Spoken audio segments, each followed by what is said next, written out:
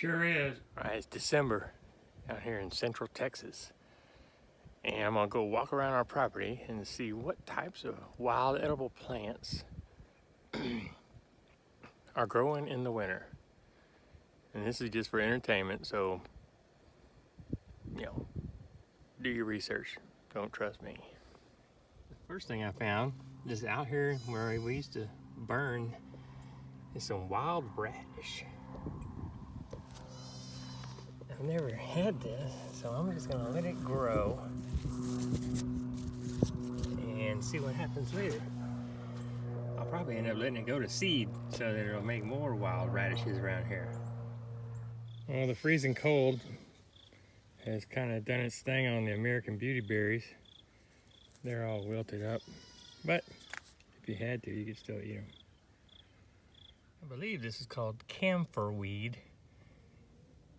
I don't eat it, but it's got medical uses. It's good for inflammation applied to areas where acute pain.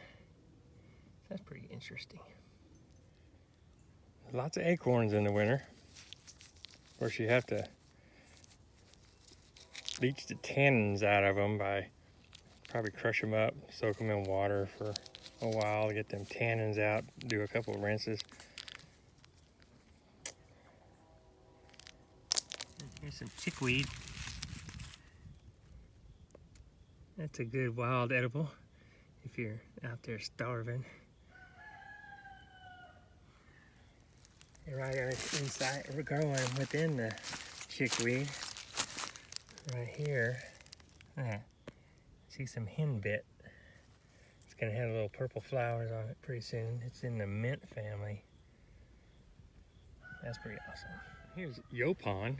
Of course, yopon is not edible, but you can take the leaves and dry them, crush them up, make a tea. Yopon has a naturally occurring caffeine.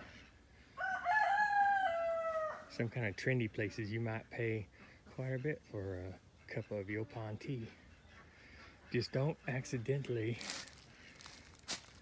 mistake it for Japanese privet because they look kind of similar. So, and that's poisonous, so don't do that. Cedar berries are cones.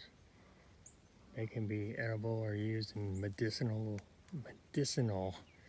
type ways. And I was just reading about certain types of juniper and cedar.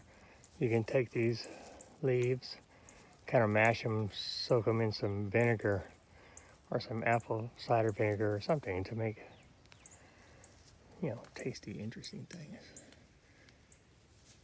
You have to be careful which one you use though.